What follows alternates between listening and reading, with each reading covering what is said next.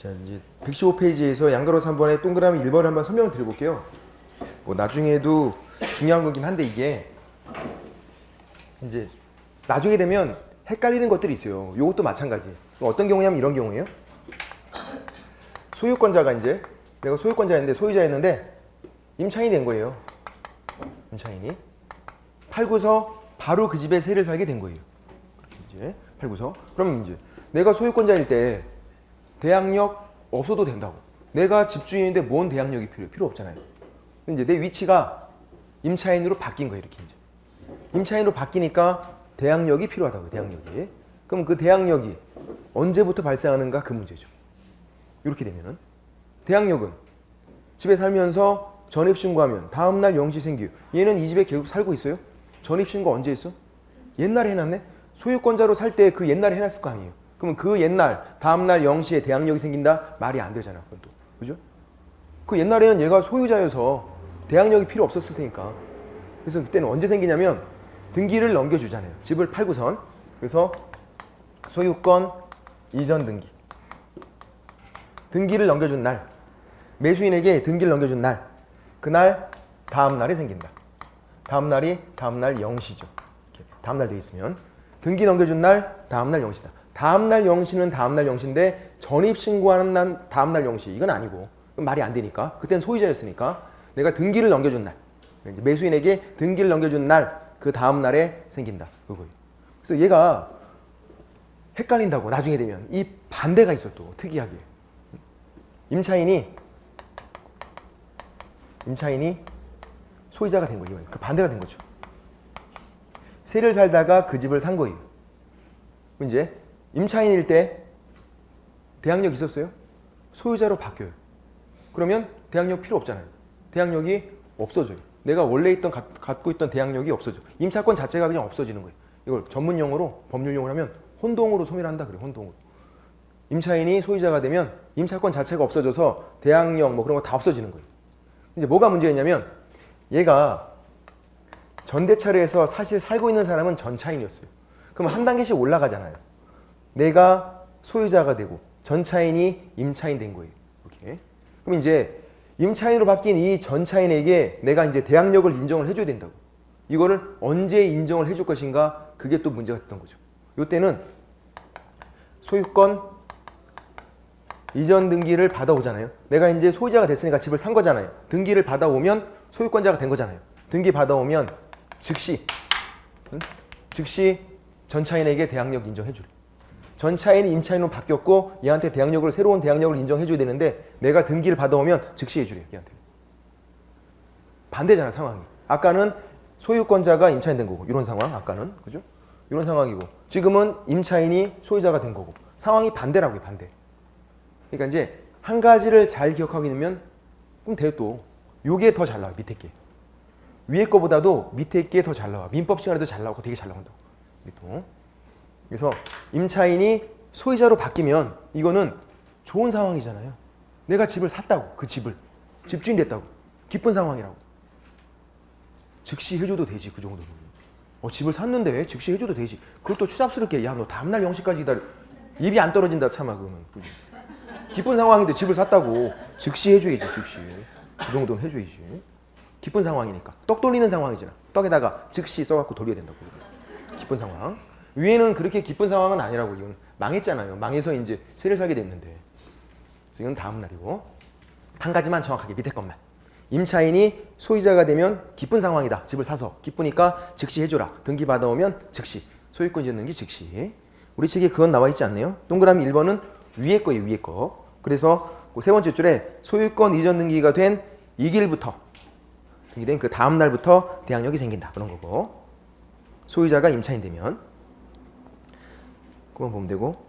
동그라미 2번은 두 번째 줄 보시면 상당한 기간 내에 이의 제기한 거죠. 임차인이. 아 싫어. 나 너한테 안 받고 새로운 주인 너한테 안 받고 원래 주인에게 받을 거야. 그렇게 할 수 있다고요. 이의를 제기하면. 가만히 있으면 새로운 주인에게 받는 거고. 또 됐고. 그 다음 동그라미 3번. 임차인보다 후순위 저당권자가 경매를 신청했지만 선순위 근저당권이 있다. 임차인은 경락인에 대응할 수 없다. 이걸 좀 별표를 칠해놓고 얘를 잘 이해하면 돼 이제. 이 주임법이 어려운 이유는 딴 게 아니에요. 이런 내용들은요 사실은 그렇게 어렵지 않아. 이것도 뭐 공동주택, 단독주택 나누고 아까 뭐 그런 것들 전입신고가 수리 되고 안 되고 그렇게 어려운 거 아니에요. 경매랑 짬뽕 돼서 어려운 거예요. 주임법이. 경매랑 이런 경우에 이제 자 보세요. 내가 선순위 임차인이에요. 그 집에 가장 먼저 들어왔어요. 대항요건, 확정일자. 왜냐면 전입신고도 하고 계약서에 도장도 받고 그렇게 한 거예요. 다 가장 먼저. 그 다음에 후순위로 저당권이 설정됐어요. 후순위로다가. 그 다음에 임차인 또 들어왔어. 1번, 3번 다른 사람이에요. 대항요건, 확정일자. 얘도 전입신고에서 살고 있으면서 도장도 받아놓은 거예요. 1번, 3번 다른 사람이고. 이런 상황. 이런 상태에서 이 집이 경매로 넘어갔네요. 이제 경매로 넘어왔어요. 이제 그러면 3번 임차인을 보세요. 이제 3번 임차인 대항 요건을 갖췄대요. 집에 살면서 전입신고도 하고 있고 아까 대항 요건 갖추고 있어요. 경매 끝났어요. 낙찰자가 찾아왔어요. 얘한테 야 너 나가. 낙찰자가 새로운 주인이니까 나가. 그럼 낙찰자에게 주장할 수 있는 건 뭐다? 대항력. 새로운 주인이니까 내가 대항력이 있으면 낙찰자가 나가. 안 나가도 돼요. 얘는 대항력이 없어. 내가 집에 살면서 전입신고 하고 있는데 경매 끝나고 낙찰자에게 대항력 주장이 안 돼요. 왜냐하면 후순위여서 자기 위에 저당권이 있었잖아. 내 위에 저당권이 있으면 안 돼요. 낙찰자에게 대항력 주장이 안 돼. 나가 그러면 나가야 돼. 그럼 이제 나가면서 그 낙찰자에게 보증금 내놔. 이거 돼요? 안 된다고. 대항력이 있어야 그게 되는 거잖아요. 대항력은 두 가지 의미. 나가 안 나가도 되고 또 그 새로운 주인에게 보증금 달라고 할 수 있는 거. 얘는 대항력이 없으니까 나가. 그냥 나가야 돼. 나가면서 보증금은 누구에게? 원래 주인에게 받는 거예요. 원래 주인 찾아가서. 받기가 쉽지가 않지. 왜? 원래 주인이 돈이 없어서 집이 경매로 넘어갔다고요. 원래 주인이 돈이 많으면 집이 경매로 왜 넘어가? 원래 주인도 먹고 죽을 돈도 없어. 돈 떼게 되죠. 또 얘도. 근데 또 이제 이게 다른 거니까 확정일자를 받았대요. 그럼 우선매조건이 있어요. 얘는 낙찰자에게 주장은 안 되는데 우선매조건, 확정일자 받으면 그건 있다고. 이건 어디 가서 주장하는 거다? 법원 가서. 경매가 진행 중일 때 그 법원 가서 달라고 하는 거예요. 그건 있다고. 근데 우선매조건은 어떻게 받는 거? 순서대로. 3순위네. 세 번째로 받는 거예요. 다 받기가 쉽지가 않아. 선순위에 있는 얘네들이 다 쓸어가. 그럼 남은 후순위 애들은 남은 찌끄레기 받는 거예요. 그냥. 남은 찌끄레기 있으면 없으면 못 받고. 그래서 조금 받고 잔액이 왕창 남아요. 달라고 하면 좀 줘요. 그냥. 남은 거 있으면 좀 주고 잔액이 왕창 남았대. 왕창 남은 잔액을 낙찰자에게 야 잔액 내놔. 돼요? 안 된다고. 3번 임차인은 낙찰자에게 뭔가 주장이 안 된다고. 그럼 잔액도 또 누구에게? 원래 주인에게 받는 거죠. 원래 주인에게. 못 받죠 거의. 그래서 얘는 조금 받고 좀 많이 떼인다. 근데 이제 1번 임차인. 선순위네. 자기 위에 저당권이 없잖아요. 대항력이 있어요. 낙찰자가 찾아왔어요. 나가. 안 나가도 돼. 그 낙찰자에게 보증금 다 내놔. 돼. 안 주면요. 안 나가면 돼요. 1번 임차인은 좋아요. 대항력이 있잖아. 낙찰자에게 주장할 수 있어요. 또 확정일자 받으면 우선 변제권도 있어요. 우선 변제권도. 법원 가서 달라고 할 수도 있다고요. 두 가지가 다 있는 사람이에요. 대항력도 있고 우선 변제권도 있고. 그래서 판례를 보면 이렇게 나와요. 대항력과 우선 변제권을 겸유하고 있다. 두 가지를 같이 갖고 있다. 이런 말이 나오면요. 얘는 당연히 선순위지. 선순위. 이 후순위는 대항력이 없잖아요. 둘 다 갖고 있는 게 아니잖아요. 둘 다 갖고 있다 그러면 선순위라고. 선순위. 위에 있는 거. 그래서 얘는 법원 가서 달라고 해도 돼. 자기 마음이에요. 경매가 진행 중일 때 아무것도 안 해도 돼. 대항력이 있으니까. 경매 끝나고 낙찰자에게 다 달라고 해도 돼요. 안 주면 안 나가면 되고. 근데 또 이제 법원 가서 달라고 해도 돼요. 확정일자 받으면 우선변제권이 있으니까. 달라고 하면요. 다 받을 확률도 제일 높아요. 자기가 1순위니까. 근데 만에 하나 다 못 받고 잔액이 조금 남았대요. 한 100만 원 남았대요. 얘는 달라고 하면 거의 다 받는다고요. 근데 만약에 조금 남았대. 조금 잔액이. 그러면 잔액에 대해서 어떻게 하는 거예요? 한 뭐 3천만 원 있다가 한 이제 100만 원 남았대. 2,900만 원 받고. 야, 이 정도면 됐다 이제. 가는 거예요 그냥? 아니라고. 잔액이 100만 원 남았잖아요. 그러면 낙찰자에게 달라 그러면 돼. 경매 끝났잖아요 이제. 좀 다 받고 잔액이 좀 남아있으면 그 잔액을 낙찰자에게 달라고 그러면 돼. 1번 임차인은 유리한 이런 임차인들은 자기 보증금이 전액 다 변제가 돼야 대항력이 없어져요. 잔액이 남았잖아. 100만 원이. 그럼 계속 달라 그러면 돼. 안 주면 안 나가면 되고 그렇게요. 좋은 거라고 얘는 불리하고. 그래서 유리한 임차인, 불리한 임차인. 만약에 지금 이런 상황이에요. 저당권이 또 있대. 만약에. 그래서 경매를 얘가 신청했대요. 4번 저당권자. 2번이 경매 신청이 아니라 4번이 경매 신청했대요. 그러면 경매 신청한 이 저당권보다 이 3번이 위에 있네요? 그럼 얘 대항력이 있는 거예요? 경매를 얘가 신청했다고. 그래도 똑같아요. 경매를 누가 신청했나 중요하지 않아. 가장 선순위에 있는 저당권보다 위에 있나 밑에 있나가 중요해요. 경매 신청한 저당권보다 선순위에 있어도 자기 위에 또 저당권이 있잖아요. 그럼 얘는 똑같은 상황이라고. 얘가 경매 신청하든 얘가 경매 신청하든 아니면 심지어 자기가 경매 신청하고 똑같다고. 누가 경매 신청했나 중요하지 않다. 선순위 저당권보다 위에 있나 밑에 있나 그걸 따져야 돼. 그래서 2번 저당권보다 밑에 있으니까 얘는 대항력이 없는 거. 그게 그거지 지금. 그게 동그라미 3번이죠. 임차인보다 후순위 저당권자가 경매를 신청했대요. 그래도 임차인보다 선순위, 근저당이나 저당권 같은 거라고 생각하시면 돼요. 그게 있으니까 어떻게 한다? 대항력이 없다. 경락인이 매수인, 낙찰자거든요. 낙찰자에게 대항할 수 없다 그러니까 대항력이 없다는 얘기잖아요. 얘는 대항력이 없으니까 낙찰자에게 뭔가 주장이 안 된다고. 대항력이 있으면 낙찰자에게 주장할 수 있는 건데. 둘 다 1번, 3번 둘 다 우선 매조건은 같이 있잖아요. 물론 돈을 다 받을 수 있냐 조금밖에 못 받냐 차이가 있지만 둘 다 우선 매조건은 있다고요. 1번 임차인, 3번 임차인 다 우선 매조건이 있어요. 경매 절차 가서 법원 가서 달라고 하는 거는. 그래서 그게 차이점이 아니라 대항력이 차이점이라고. 선순위에 있으면 대항력이 있고 후순위에 있으면 대항력이 없고 낙찰자에게 주장이 안 되는 거. 그렇게 거고.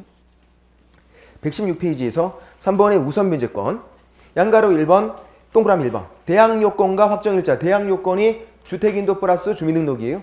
그것과 확정일자 갖추면 경매 또는 공매 주로 경매 시에 임차주택이 환가대금에서 후순위 권리자 기타 채권자보다 먼저 받는 거다. 후순위 권리자가 동그라미 키워드예요. 후순위보다 먼저 받는 거지 선순위 X라고 적어놔야 돼. 우선 면제권이 선순위보다 먼저 받는 게 아니라고요. 내가 3순위면 4순위, 5순위보다 먼저 받는 거지 1순위, 2순위보다 먼저 받는 게 아니다. 후순위보다 먼저 받는 거다. 그게 우선 면제권. 뭘 받으면? 확정일자. 확정일자 우선 면제권. 그 다음 동그라미 2번도 좀 잘 나오는 판례긴 한데 두 번째 줄에 임대차 계약서에 임대차 목적물을 표시하면서 아파트 명칭과 동호수 기재를 누락했대요. 아파트 공동주택이네 명칭도 빼놓고 동호수도 생략이 돼 있대. 근데 뭐라고 돼 있어요? 확정일자 요건 갖춘 거다. 확정일자 요건을 갖추지 못하였다고 볼 수는 없다. 무슨 말이에요? 갖췄다는 얘기야. 대법원 판례들은 이렇게 어려운 말을 써. 그냥 확정일자 요건을 갖춘 거다 그럼 될 걸. 갖추지 못했다고 볼 수는 없다. 뭐 바보들이야 뭐야 이거. 왜 이래. 왜 한국말이 이렇게 어렵게 나와. 확정일자 요건을 갖춘 거다 그 말이에요. 부정의 부정은 또 긍정이니까. 말이 안 되지 않나요? 아까 제가 공동주택은 동호수까지 정확하게 해야 된다 그랬잖아요. 그죠? 그거는 대항력. 대항력이 그런 거고 얘는 지금 우선 면제권이죠. 그러니까 뭐를 물어보나를 잘 봐야 돼요. 이 사람은 전입신고는 잘했어요. 지금 얘가 전입신고가 잘못됐다는 말이 없잖아. 전입신고는 잘 됐고 뭐가 잘못된 거예요? 계약서. 임대차 계약서만 좀 잘못된 거예요. 가계약서 들고 가갖고 거기다가 모르고 확정일자 받았어요. 이 사람이. 전입신고는 잘했고 계약서는 조금 잘못된 거 들고 가서 도장을 받은 거예요. 판례가 그건 괜찮대. 왜? 전입신고는 잘 됐으니까. 만약에 전입신고가 잘못됐으면요. 싸그리 다 없어. 싸그리. 근데 얘는 전입신고는 잘해서 대항력도 있어요. 잘해서. 근데 확정일자도 받았어. 안 받은 것도 아니고. 다만 그 계약서 내용이 조금 잘못된 건 그건 내가 봐줄게. 받긴 받았으니까. 그런 게 판례가. 그래서 키워드가 임대차 계약서. 그게 키워드예요. 아, 계약서 내용이 조금 잘못된 거 그거는 상관이 없구나. 전입신고는 잘했으니까. 그런 거고.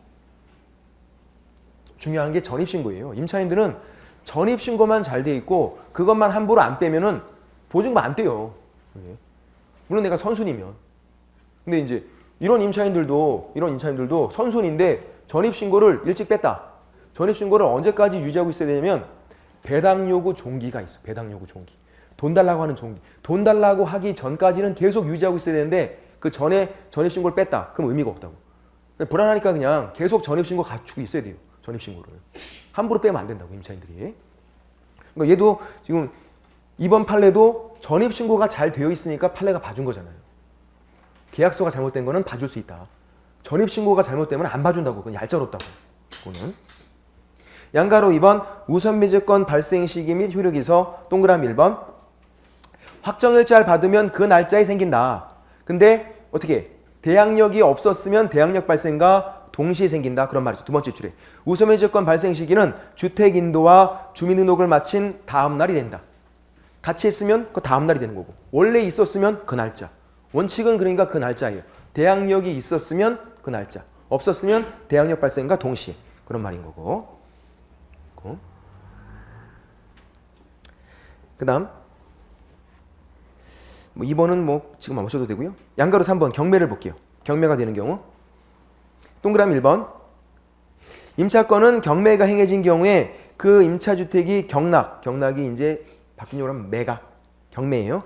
경매에 따라 소멸한다. 다만 보증금이 모두 변제되지 아니한 대항력인 임차권은 그러하지 아니하다. 선순위 임차권인데 보증금이 다 변제가 안 됐대요. 잔액이 남아있대요. 소멸하지 않는다. 경매로 소멸하지 않는다. 3번 임차인, 후순위 임차인은요. 그냥 소멸. 보증금 변제가 되고 안 되고 중요하잖아요. 후순위는 그냥 무조건 소멸. 후순위니까 소멸. 얘는 선순위니까 보증금을 다 받아야만 대항력이 없어져요. 안 그러면 계속 있는 거예요. 그냥. 잔액에 대해서 계속 달라고 할 수 있으니까. 그런 거고.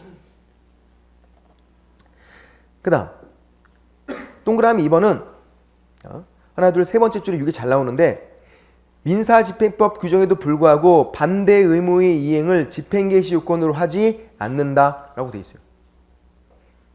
반대급부 이행이 뭐냐면 집을 비워주는 거예요. 반대 의무의 이행 밑에다가 집을 비워주는 거. 그러니까 임차인이 이제 자기가 경매를 신청해요. 그리고 임차인이 경매를 신청하는 방법, 자기가 살고 있는 집에 대해서 경매를 신청하는 방법은 딱 한 가지밖에 없어. 뭐냐면 소송 제기해야 돼요. 보증금 반환 청구 소송. 그래서 승소해요. 이기면 그 판결문으로 강제 경매를 하는 거예요. 다른 건 안 돼요. 나 우선 배제권이 있으니까 바로 경매 신청해야지. 안 돼요. 나 최우선 배제권이니까 바로 경매 신청해야지. 안 돼. 임차권은 채권이어서 바로 경매 신청이 안 돼요. 저당권자는요. 돈 안 갚으면 바로 경매 넘겨버려요. 그냥. 그게 저당권, 물권, 힘이 센 거야. 임차권은 그렇지 않아요. 채권이기 때문에 무조건 소송 제기, 승소해서 그걸로 경매 넘겨야 돼요. 강제 경매. 그래서 임차인이 그렇게 경매를 넘긴대요. 강제 경매를. 그러면 집을 비워주면서 내가 집에 살고 있으니까 집을 비워주면서 길거리에 나앉으면서 경매 신청하는 거예요? 그거 아니잖아. 집에 살면서 경매 신청이 된다는 거예요. 옛날에는 길거리에 나앉으면서 경매 신청했어야 됐어요. 옛날에. 이 법조문이 있기 전에는. 원칙이 그거예요. 원칙이 집을 비워주고 물건을 내놓고 경매 신청하는 거였어요. 그러니까 경매 신청 못 하잖아. 그럼 임차인들이.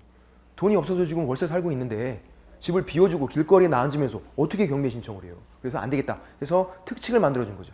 주임법, 상위법 공통으로 반대 의무의 이행의 제공을 집행개시 요건으로 하지 않는다. 그래요. 않는다. 이거 한다 이렇게 잘 나와. 하지 않는다. 한다가 아니라 하지 않는다. 그래서 집에 계속 살면서 경매 신청이 된다. 계속 읽어보면 임차인은 주택 명도 없이 경매를 신청할 수 있다. 집을 비워주지 않고 경매 신청할 수 있다. 반대 의무의 이행의 제공을 집행개시 요건으로 하지 않는다. 이렇게 돼 있으니까. 한다가 아니라 하지 않는다. 돼 있으니까. 그런 것까지도.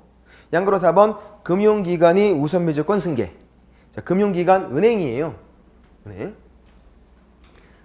우선배제권 대항력 얘는 어디서 나오는 거죠? 임차권에서 나오는 거예요. 그러니까 이게 다른 거라는 거죠. 나중에 돼도 아주 기본적인 건데 이걸 모르시는 분들 굉장히 많아요. 임차권 이게 뭔데요? 임차권은 월세를 살 수 있는 권리잖아요. 그 집을 사용 수익할 수 있는 권리. 월세 사는 거. 얘랑 임대차가 끝나고 보증금 돌려줘. 보증금 반환 채권. 다른 거예요. 얘는 이제 임대차 기간 동안에 그 집을 사용 수익하는 거고 얘는 임대차가 끝났을 때 보증금 내놔. 그 채권이란 말이에요. 같은 게 아니야 이게. 그럼 이제 일반인 은행이 아니라 일반인이에요. 일반인이 임차권을 양수를 받아왔어요. 임차권. 임대인 동의 얻어서.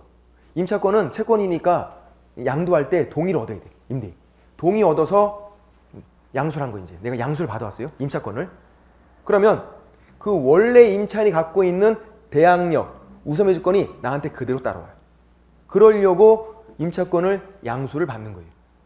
왜냐면 원래 임차인께 전입신고가 옛날이 돼 있으니까 대항력도 옛날이고 우선의 주권도 옛날이라고요. 더 좋다고. 그거를 그대로 받기 위해서 동의 얻어서 임차권 자체를 양수받아와요. 그래야만 돼. 그래야만 대항력 우선의 주권이 승계가 되는 거예요. 같이 따라오는 거예요. 그래서 이런 판례가 있었죠. 은행도 아닌데 일반인이 보증금 반환 채권 요것만 양수받아왔대요. 요것만. 그랬더니 우선의 조건은 안 따라온다. 왜냐하면 대항력 우선의 조건은 어디 있는 거냐면 여기 있는 거. 여기 임차권에.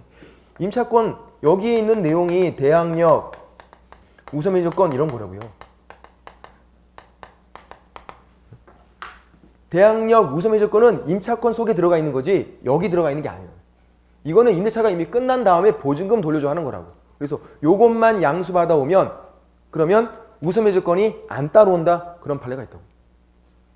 그래서 은행도 마찬가지였어요. 은행도 무조건 임차권 자체를 양수받아야만 된다고. 은행도. 근데 그건 좀 그렇다. 그래서 은행은 특칙을 둔 거예요.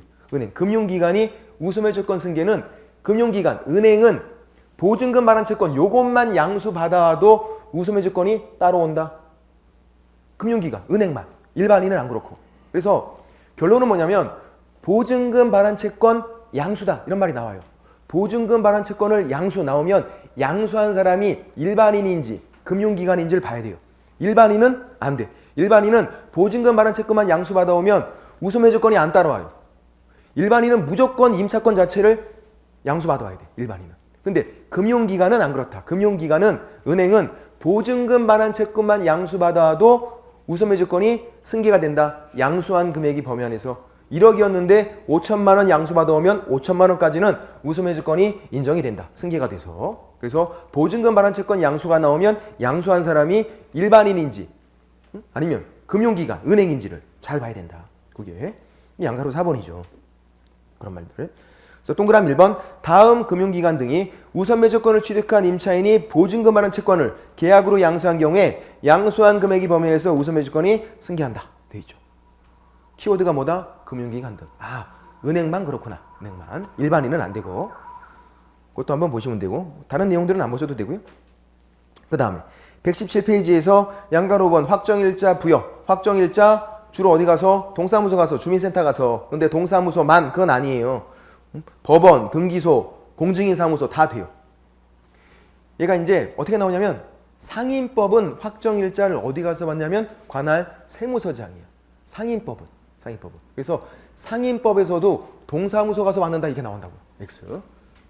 주인법만. 주택임대차 보호법만 확정일자는 주로 동사무소. 근데 동사무소만 X. 동사무소, 법원, 등기소, 공증인 사무소 다 되니까 상인법, 상가 건물일 때는 관할 세무서장에게 받는 거고. 이것들. 됐고. 그것까지만 보시면 되고 나머지는 안 보셔도 되고 4번으로 내려갈게요. 4번. 소액 임차인이 보증금 일정액이 우선 변제. 가로하고 뭐라고 적어놔야 돼요? 최우선 변제권. 왜? 이 파란색 4번이 왜 최우선 변제권이에요? 아시는 분?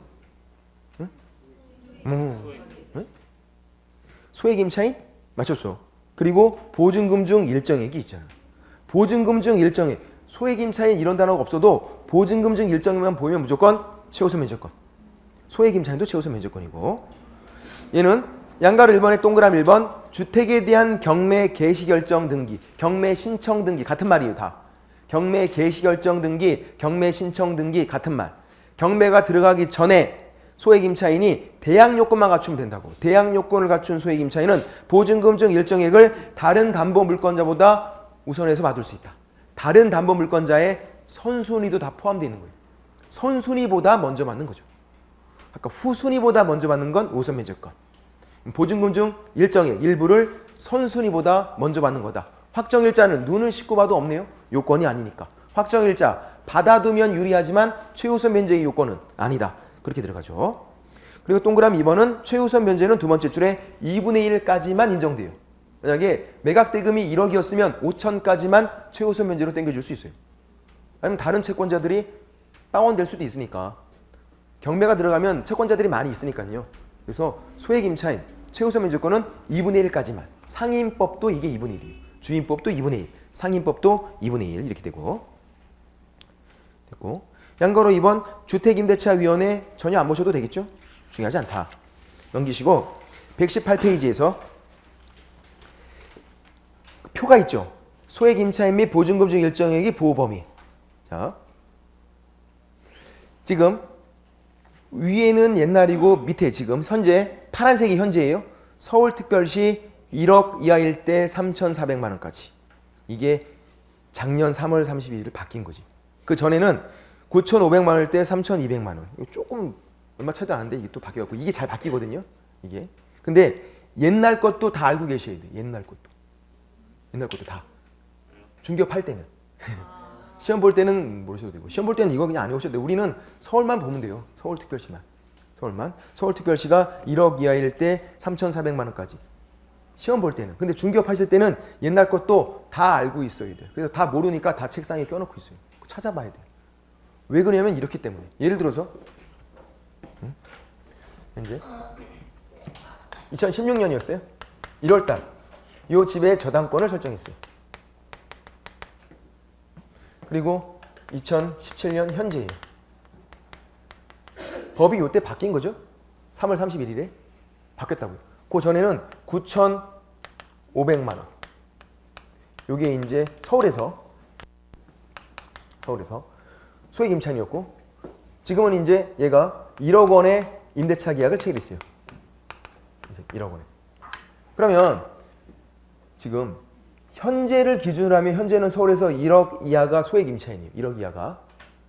1억 이하니까 3,400만 원을 먼저 받을 수 있다고요. 지금 기준으로 하면. 근데 이 집에 1월 달에 저당권 설정한 사람이 있었어요. 1월 달에 그 집에. 요때를 이 사람 저당권 설정 시를 기준으로 하면 이때는 9,500만 원이 기준이었으니까 얘는 소액 임차인이 안 된다고. 그래서 현재인지 아니면 저당권 설정 시인지 그게 문제가 된다고. 문제가 사실 될 것도 없었어요. 원래 다 이거였어. 이때가 현재가 아니라 이때요. 저당권 설정 시. 근데 논란이니까 판례까지 나왔어요. 판례도 현재가 아니라. 저당권 설정 시 기준으로 해서 소액 임차인을 판단하고 담보물권 설정 시, 저당권 설정 시 기준으로 해서. 왜 그러죠? 왜 그러냐면 이 사람은 보세요. 이때 저당권 설정할 때 그냥 설정하는 게 아니야. 최우선 변제 같은 거 다 고려하고 돈 대출해주고 담보 잡는 거예요. 그래서 9,500만 원 이하는 먼저 준다 생각하고선 담보로 잡은 거예요. 근데 법이 바뀌어서 이런 사람들 다 소액 임차인이 되면 얘의 이익을 너무 해치잖아. 얘도 국민이라고. 은행도 국민이야. 은행이 생각한 거는 9,500만 원인데 법이 바뀌었다고 해서 이거 다 해주면 안 된다고 그러죠. 그러니까 중개업 하실 때 주의사항이라고요. 이게. 뭐냐면 현재 보증금이 소액이라고 소액 임차인 최우선 변제 받을 수 있습니다. 무조건 이렇게 설명하시면 안 돼요. 그 집의 저당권이 언제 설정됐나를 봐야 된다고요. 저당권이 설정돼 있으면. 만약에 오래된 건물이었대요. 그럼 저당권이 아주 옛날일 수도 있어. 그러면 그 당시 법 기준이에요. 아주 옛날 법 기준. 현재가 아니라. 그러니까 다 찾아봐야 된다고. 책상에 껴놔서. 잠깐만요 하고 찾아봐야 돼. 다 못 외우잖아. 옛날 거 기준으로. 저당권 설정 시. 그 집에 최초로 저당권 설정 시 그게 남아있으면 쭉 남아있으면 그거 기준으로 하셔야 된다고. 법이 바뀌면. 옛날 법 기준. 현재가 아니라. 그런 것들. 그러니까 그냥 매매 중개해야 되겠다. 매매. 임대차는 중개하기 힘들어요. 설명할 것도 많지. 중개보수 얼마 받지도 못하는데 이런 것까지 막 다 설명. 그거 얼마 번다고 그냥. 큰 거 합시다 우리 그냥. 매매합시다. 그래도 알고 계셔야 되니까. 이해는 되시나요? 그러니까 옛날 법 기준이다. 그게. 5번 임차권 등기 명령은 뭐 주임법, 상임법 공통으로 있는 건데 임대차가 끝난 후 동그라미 1번에 끝난 후예요. 임대차 기간 중 이렇게 나온 적도 있어요. 임대차가 끝난 후 보증금을 안 줘요. 그때 이사를 갈 때 하는 게 이거예요. 자, 오해하시면 안 돼 이것도. 그러니까 임차권 등기 명령을 신청을 해서 법원 가서 신청을 해요. 그래서 임차권 등기가 되는 거예요. 임차권 등기가 된 다음에 내가 이사를 가요. 이사를 가면 옛날 거 대항력 우선매주권이 그냥 그대로 유지가 돼요. 원래 이사 가면 끝나야 되잖아요. 끝. 상실돼야 되는데 이사 가면 끝나야 되는데 이사 가더라도 옛날 게 유지가 돼요. 내가 임차권 등기 명령 신청해서 임차권 등기를 해놓으면, 아니면 민법상 임차권 등기를 해놔도 마찬가지예요. 똑같아. 그러니까 임차권 등기를 해놓으면 되는 거예요. 그냥. 그럼 옛날 게 그냥 쭉 유지가 돼요. 내가 이사를 간다 하더라도. 근데 이거는 실제로 하시는 분이 없어. 왜 그러죠? 임대차가 끝난 후, 자, 그냥 이사를 간대요. 상실되니까 해놓고 이사를 가는 거예요, 이거를. 임차인들이 임대차가 끝났어요. 임대인이 보증금을 안 주니까 이걸 한다고. 보증금 안 주는데 어떻게 이사를 가? 못 가잖아. 그렇게 돈이 많아요? 돈 안 받아도 딴 집도 구할 수 있는 거야? 그럼 집을 샀지 그냥. 지금 월세 살고 있는데 보증금을 줘야 딴 집을 구하지. 그죠? 그러니까 이제 사실상 이사를 못 간다고요. 그냥 그 집에 쭉 살고 있다고. 임대차가 끝났는데 보증금을 안 줘요. 그럼 내가 계속 쭉 살고 있다고 그냥. 그러면 아무런 문제가 생기지 않아. 존속 의제가 있거든요. 임대차가 끝나도 보증금 받을 때까지는 옛날 게 그냥 쭉 유지가 돼요. 존속 의제 그런 게 있어서.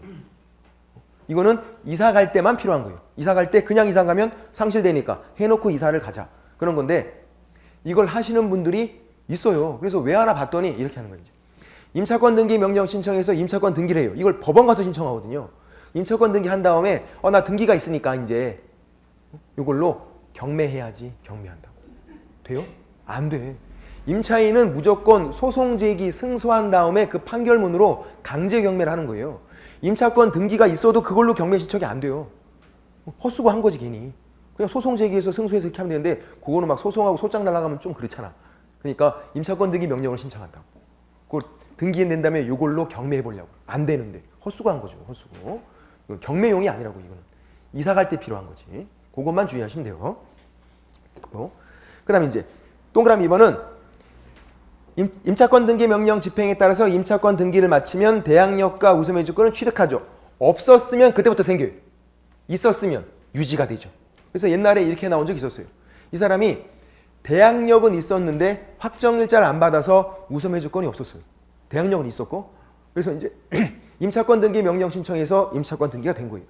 그러면 대항력은 원래 있었으니까 쭉 유지가 돼요. 우선매주권은 없었네? 그럼 어떻게 되는 거예요? 그때부터 그냥 생긴다고요.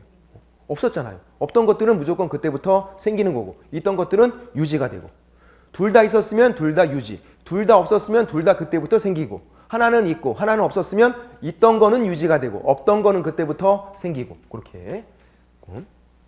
그것만. 그 다음 제일 많이 나오는 건 동그라미 3번이에요. 임차권 등기 명령에 따라서 임차권 등기가 됐대요. 그 후에 임차한 임차인은 최우선 면제를 받을 수가 없대요. 왜 그러냐면 이게 지금 어떤 상황인데요? 임차권 등기 명령에 의해서 임차권 등기가 됐대요. 어떤 상황이에요? 임대인이 돈이 없는 상황이에요. 임대인이 보증금을 못 내주고 있는 상황이라고요. 그거 알면서, 임대인이 돈이 없는 거 알면서 그 후에 또 들어갔대. 어떤 임차인이. 그거는 최우선 면제는 인정 안 해준다. 임대인이 돈이 없는 거 알면서 왜 들어가냐고요. 최우선 면제는 경매가 이미 들어갔대요. 그 다음에 들어가도 경매가 개시된 후에 들어가도 최우선 면제 인정이 안 되거든요. 왜? 경매가 개시된 건 주인이 돈이 없다는 얘기잖아요. 돈이 없는데 거기 왜 들어가냐고. 최우선 면제를 인정해주면 세치기에서 가장 먼저 주니까 누군가 이익을 해친다고요. 그래서 집주인이 돈이 없는 상황인 거 알면서 들어가면 그때는 최우선 면제는 인정이 안 돼요. 그래서 경매가 개시된 후에 들어갔다. 최우선 면제 안 돼요. 임차권 등기 명령에서 임차권 등기가 됐다. 그래도 최우선 면제는 인정이 안 된다. 왜? 임대인이 돈이 없는 거 알면서 왜 들어가냐고 거기. 그럼 질문 드려볼게요. 이런 상황에서 그냥 우선 면제권은 인정이 돼요, 안 돼요? 최우선 면제권은 인정이 안 된대. 우선 면제권은 인정돼요. 돼. 왜? 우선 면제권은 순서대로 받잖아요. 이 사람이 그러면 가장 후순위일 거예요. 후순위. 그거는 순서대로 받는 거니까 누군가의 이익을 해치지 않으니까 그건 인정이 돼요. 근데 최우선 면제를 인정해주면 후순위가 선순위보다 먼저 받잖아요. 그걸 인정이 안 된다고. 그래서 우선 면제권은 인정이 되고 그래도 최우선 면제권이 인정이 안 되는 건데, 자 이제 보세요. 아직까지 시험에 이런 표현이 나오진 않았지만 모의고사를 보면 진짜 많이 나오는 게 있어. 근데 민법 시간에는 나왔던 것 같기도 해요. 시험에. 이거예요. 임차권 등기 명령에서 임차권 등기가 됐대요. 그 다음에 임차한 소액 임차인은 이제 보증금 중 일정액에 대해서 우선 면제를 청구할 수 없다. 이렇게 나온다. 임차권 등기 명령에 의해서 임차권 등기가 됐대요. 그 다음에 들어간 소액 임차인은 보증금 중 일정액에 대해서 우선 면제를 청구할 수가 없다.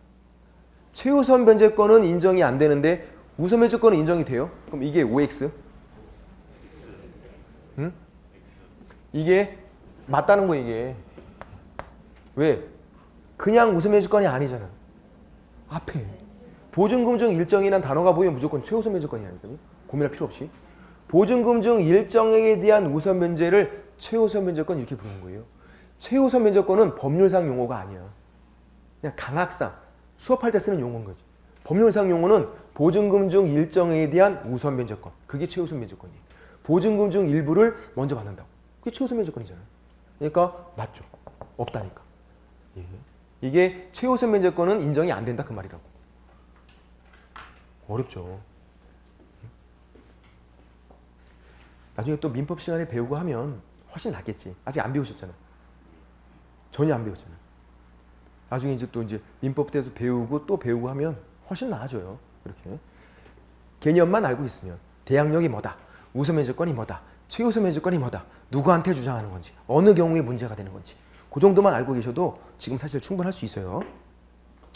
일단 그렇게 보고 거기까지만. 그래서 동그라미 3번이 제일 잘 나온다.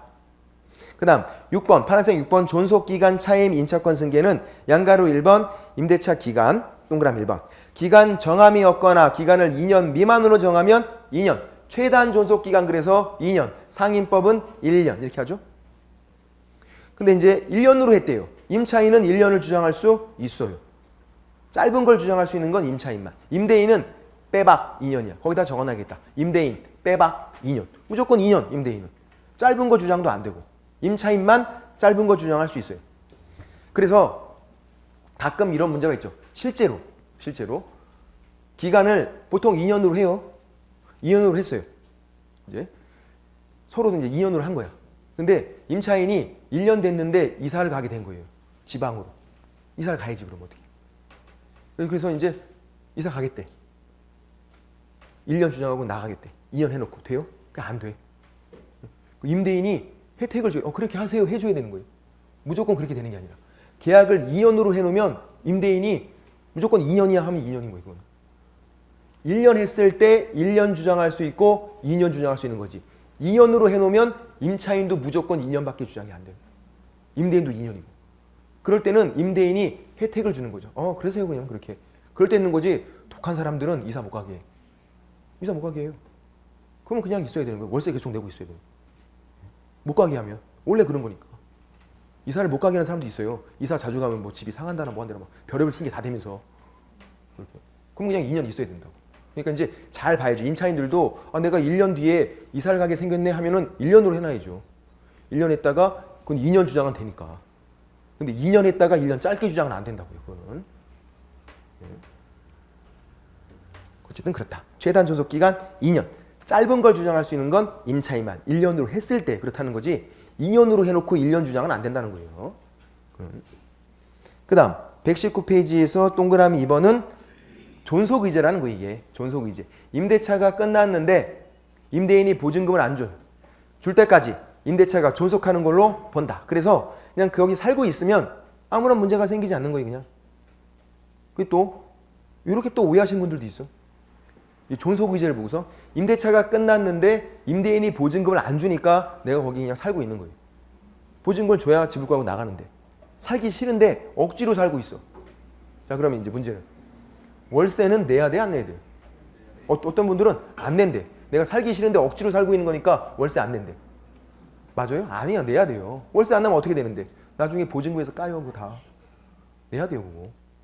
살고 있잖아요. 살기 싫어도 살고 있잖아. 그러니까 존속의제는 보증금을 안 내도 된다, 월세를 안 내도 된다 이런 의미가 아니라 원래 있던 대항력과 우선매조건이 임대차가 끝나도 그냥 유지가 된다 그런 말이에요. 네가 계속 살고 있으면 그거 그냥 계속 유지돼 그런 거지. 월세는 내야죠 당연히. 집에 살면서 왜 월세를 안 내? 그거는. 존속의제는 그런 의미다. 옛날 게 유지가 된다. 뭐 그런 의미. 양가로 2번 법정갱신 가로하고 묵시적 갱신도 적어놔야 돼요. 같은 말이에요. 묵시적 갱신. 질문이 굉장히 많아. 이것도. 선생님 법정갱신과 묵시적 갱신은 다른 말인 거죠? 아니, 같은 말인데요. 같은 말인데. 같은 말. 법정갱신, 묵시적 갱신. 동그라미 1번 임대인이 임대차 끝나기 6개월 전부터 1개월 전까지 임차인에게 갱신거절 통지를 하지 않으면 전 임대차와 동일한 조건으로 임대창고로 보고, 물론 임차인 쪽도 있어요. 임차인은 1개월 전까지는 그렇게 해야 돼. 갱신거절 통지를. 이제 전 임대차와 동일한 조건으로 임대창고를 보는데 다만 기간은 2년으로 본다. 이렇게 돼 있어요. 2년으로 본다. 그러면 임대인은 무조건 2년이에요. 묵시적 갱신, 법정 갱신이 되면 2년인데 임차인은요 2년을 주장해도 되고 자기 마음대로 계약 해지 통지해도 돼요. 그럼 3개월 후에 효력 발생하고. 또 임차인만 유리해요. 선택권이 있어. 임차인은 2년을 주장해도 되고 자기 마음대로 계약을 끝낼 수 있고, 임대인은 무조건 2년. 역시 빼박 2년이야. 임대인은. 임차인만 선택권이 있고. 그래서 이게 임차인만 유리하다 보니까 의무를 소홀히 한 임차인에게는 인정이 안 돼요. 의무를 현저히 소홀히 했다. 아니면 이기 차임이 연체했다. 뭐 그러면 인정이 안 돼요. 의무를 소홀히 한 그런 임차인들에게 혜택을 줄 필요가 없잖아요. 임차인만 유리한 건데 이게. 임차인만 선택권이 있어서. 그렇게 되고. 동그라미 2번 법정갱신된 후 임대차 존속기간은 2년으로 본다. 다만 이기 차임에 달하도록 차임을 연체하거나 그 밖의 임차인으로서 의무를 현저히 위반했다. 그러면 적용되지 않는다. 이 법정갱신, 묵시적 갱신이 인정이 안 된다는 얘기예요. 의무를 소홀히 한 임차인은. 그리고 3번 임차인은 계약 해지 통지할 수 있다. 그러면 3개월 후에 효력 발생해서 계약이 끝나게 되고. 이 내용들이 상임법도 똑같은데 다만 상임법은 존속기간을 1년으로 본다. 이렇게 돼 있죠. 주임법은 2년으로 본다. 상임법은 1년으로 본다. 이렇게 기간이 원래 그래서. 양가로 3번 차임 증감 청구권. 증액 청구, 감액 청구.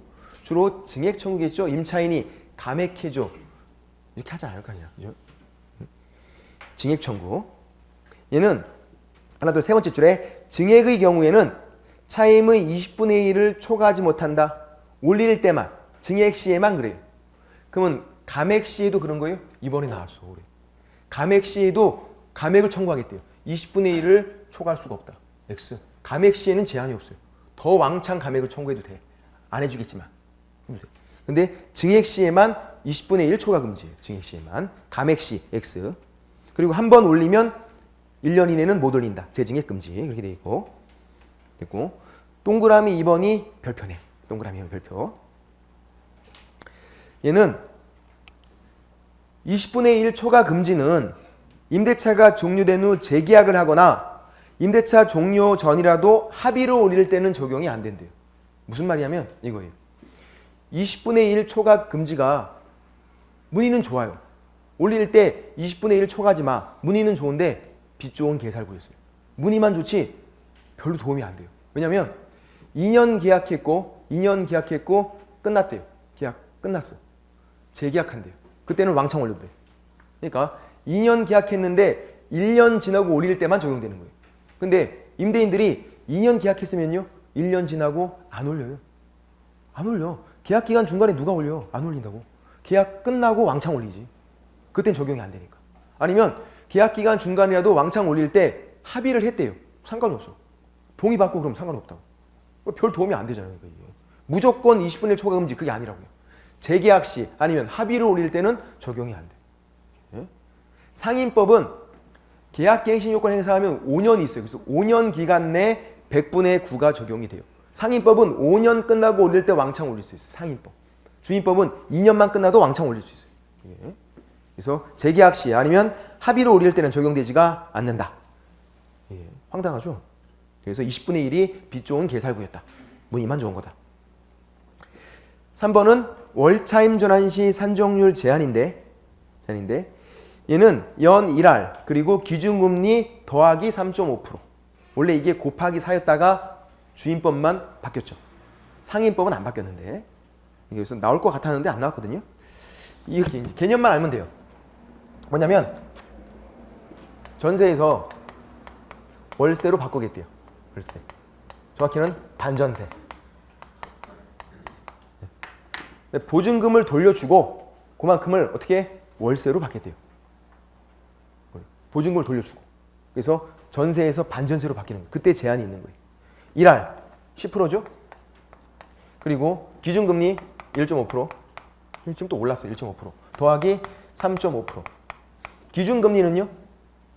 시험지에 나와. 기준금리. 시험지. 예. 우리가 외우는 게 아니라고. 지금 올라서 1.5%. 지금 올랐어요. 그럼 더하면 이게 5%네. 그러니까 이거랑 얘랑 3.5% 더한 거랑 비교해서 작은 거. 이거를 초과할 수가 없다. 그런 거예요. 그래서 예를 들어서 이런 경우 생각해 보세요.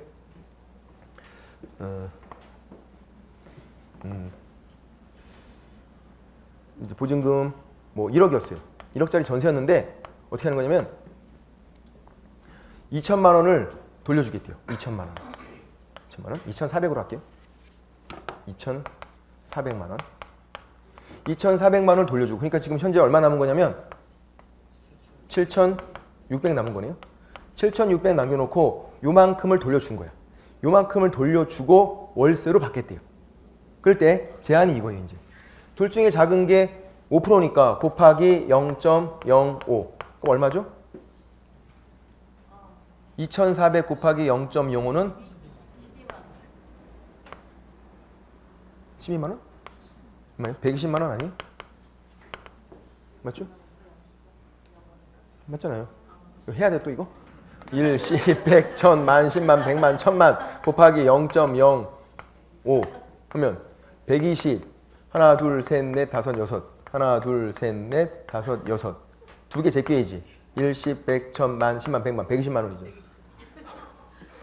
해야 돼 이거. 120만 원.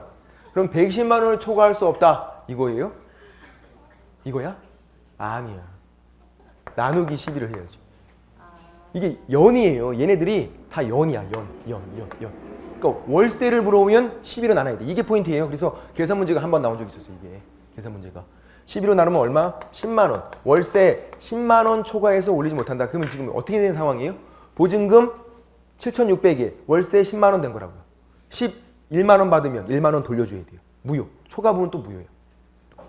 이게. 그러니까 요 정도만 나와도 괜찮은데 만약에 요 금액이 좀 작게 나왔대요. 한 60만 원 나왔어. 그러면 60만 원을 찍는 분들이 있다고요. 11로 안 나누고. 이게 낮으면. 아 60만 원이구나. 그게 아닌데. 무조건 월세니까 월로 물어본다고요. 12로 나눠야 된다고요. 그래서 120만 원이면 월세가 120만 원이야? 아닌데 생각이 드니까 나눈다고. 근데 요 금액이 작게 나오면 한 60만 원 정도만 나와도 60만 원을 답으로 찍는 분들이 많다고요. 12로 안 나누고. 그런 걸 주의해야 돼요. 월세를 물어보니까 12로 나누는 거다. 지금 다시 나올 수도 있을 것 같아요. 제가 보기에는. 충분히. 그리고 지금 또 기준금리도 1.5%로 올라서 딱 떨어진다고요. 이게 5%로 하니까. 1.5니까 더해서 5%가 딱 나오잖아. 깔끔하게. 전에는 1.25여갖고 계산이 안 됐다고 이게. 복잡하니까. 하면 하지만 숫자가 너무 지저분하잖아. 지금은 깔끔하니까 다시 나올 수도 있겠다. 주의사항은 또 만약에 이제 또 나온다 그러면 계산 문제 아니면 상인법과 비교해서 나올 수 있어요. 상인법은 더하기가 아니에요. 곱하기 4.5예요. 그래서 뒤에 가서 상인법만 잠깐 볼게요. 똑같은 내용인데 상인법은 어디냐면 어디 있을까요? 여기 있네. 124페이지에서 양가로 4번. 124페이지 양가로 4번 차임증간 청구권 동그라미 2번. 그래서 연 1할 2푼 12% 그리고 기준금리의 4.5배를 곱한 비율이잖아요. 곱하기 4.5잖아. 그래서 상인법에서 이거를 더하기 4.5 이렇게 나올 수도 있겠죠. 주인법은 더하기 3.5%. 상인법은 곱하기 4.5. 곱하기. 더하기 4.5%가 아니라 거기다가 더하기 4.5% X라고 적어놔야죠. 항상 상인법이 숫자가 조금씩 크거든요. 그래서 언뜻 생각하면 주인법은 더하기 3.5. 상인법은 더하기 4.5 이럴 것 같은데 이게 아니라고요. 곱하기 4.5. 그게 차이점이니까 그걸 한번 봐야 되고. 됐고. 그 다음 돌아와서 한 가지만 더 설명을 드려볼게요. 119페이지에서 양가로 4번. 다음 주에 좀 더 해야 되긴 하지만 양가로 4번 주택 임차권 승계가 있는데 이게 임차권 상속을 받는 거예요. 자, 이것도 주의사항이 있어. 사실혼 배우자. 사실혼 배우자는 원래 상속권이 없거든요. 민법에서 상속 못해요. 상속을 남편이 죽어도 상속을 못 받는다고. 사실혼 배우자는. 근데 이제 주인법에서는 혜택을 주고 있어요. 사실혼 배우자가 임차권을 상속하도록. 사실혼 배우자가. 상속권자가 없대요. 상속권자가. 그러면 사실혼 배우자가 그냥 단독으로 상속을 해요. 근데 상속권자가 보통 있어. 상속권자가. 그럼 나눠봐야 돼요. 얘네들이 가정 공동 생활을 하는지, 이것도 나중에 되면 자세히 막 설명을 못 드려서 생활하는지 아니면 그렇지 않은지, 함께 사는지, 상속권자가 독립해서 따로 사는지. 자, 가정 공동 생활을 하고 있대요. 함께 살고 있으면 상속권자만 상속을 하게 돼요. 이때는 사실혼 배우자는 상속을 못해. 함께 안 산대요. 상속권자가 독립해서 따로 살고 있대요. 그럴 때 이 상속권자와 사실혼 배우자가 공동 상속이에요. 그러니까 주의사항은 뭐냐면, 왠지 느낌이 가정 공동 생활을 하니까 공동 상속 그럴 것 같잖아. 공동 그럴 것 같잖아요. 그게 아니라는 거예요. 그것만 주의하면 돼요. 그래서 공동은 아니구나. 가정 공동 생활을 한다고 해서 공동 상속 그거 아니구나. X. 이건 X. 가정 공동 생활을 하고 있으면 상속권자만 상속한다. 같이 살고 있으면. 함께 안 살 때 그때 공동 상속이지. 공동 그건 아니다. 그리고 상속권자 주인법에서는 2촌 이내예요. 촌수 계산을 할 수 있어야 돼. 어떻게 하죠? 간단해요. 옆으로 가면 2를 더하고 아래 위는 2를 더하는 거예요. 그러니까 이제 저를 기준으로 해서 아버지가 있고, 그리고 뭐 할아버지도 있고, 할아버지예요. 카드 할부 그런 게 아니라. 그리고 이제 형이 있고, 삼촌이 있고 이렇게 있네. 나랑 형은 몇 촌이에요? 2촌. 왜? 옆으로 가면 2를 더하니까 2촌이 2촌. 부부는 촌수가 없어요. 이혼하면 끝이야 그냥. 그럼 나랑 아버지는요? 1촌이네. 삼촌은요? 왜 3촌이에요? 1, 2잖아. 이렇게 더하니까 3촌 된 거지. 3춘이 아니었잖아. 3촌이었지. 고유명사. 1촌, 2촌 더해서 3촌 된 거잖아요. 아래 위로 1, 옆으로 가면 2. 그럼 이제 2촌 이내다 누구예요? 3촌까지. 3촌은 빠진다는 얘기죠. 3촌은 3촌이니까, 그죠? 형은 되는데. 아버지도 되고 1촌이니까. 아버지 되고, 형 되고. 끝난 거예요? 아니네. 2촌이 또 있네. 할아버지. 요렇게 하면 또 1촌이잖아. 여기 또. 아버지랑 할아버지가 1촌이니까 나랑 할아버지는 2촌이었던 거예요. 2촌. 할아버지는 2촌이에요. 3촌 아니에요. 2촌이 할아버지는. 물론 할아버지한테 2촌 그랬던 욕 뒤지게 먹겠지. 어쨌든 할아버지까지도 된다는 얘기예요. 그렇게요. 그래서 그걸 주의하자. 가정 공동 생활하면 어떻게 된다? 상속권자만 상속한다. 안 살 때, 같이 안 살 때 상속권자랑 공동 상속이다. 그렇게요. 주로 상속권자가 누구냐면 자식이에요. 사실혼 관계도 자식이 있을 수 있다고. 그럼 이제 자식이랑 함께 살고 있대요. 자기 자식만 상속한다고 해서 그게 뭐가 그렇게 불리하냐고. 어떤 분들은 제가 이거 설명드리면 막 핏대를 세워. 이거 너무 이거 사실혼 배우자가 불리한 거 아니냐고 이거. 그거 아니라고. 이 상속권자가 자기들 자식이라고요. 자식만 상속한다고 해서 그게 뭐가 나쁘냐고. 크게 불리할 건 아니잖아. 남이 상속하는 게 아니라 자기 자식이 상속하는 거니까. 근데 이제 자식이 독립해서 따로 살고 있으면 그때 공동 상속을 해라 그런 거고. 그래서 위에 것도 상속권자만 상속한다고 해서 크게 불리한 건 아니다. 상속권자가 주로 자식이니까 자식들. 그렇게만 보시면 되겠다. 오늘은 뭐 여기까지 하고요. 다음에 있는 뭐 분쟁조정위원회 같은 건 안 나오니까 그냥 안 보셔도 되고, 다음 주에 상인법을 또 주인법이랑 비교해서 다시 한번 설명을 해보도록 하겠습니다. 다시 한번 그렇게만. 경매 조금 하고 그럼 되겠네요. 자, 오늘 수고 많으셨고요. 다음 주에 뵙겠습니다. 수고하셨습니다.